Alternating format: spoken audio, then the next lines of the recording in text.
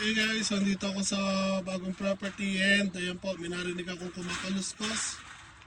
So, ayan, tinignan ko yung trap dito sa gilid ng property. At ayan po, may nahuli pong baboy ramo. So, yung nag-set ng trap na yan ay taga City Hall or government employee.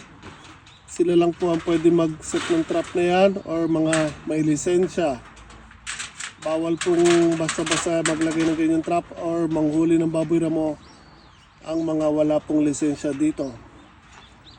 So kapag itinawag po yun sa City Hall, pupunta po yung mga nag-set ng trap na yan at huhulihin po yung baboy ramo tapos iseset ulit yung trap.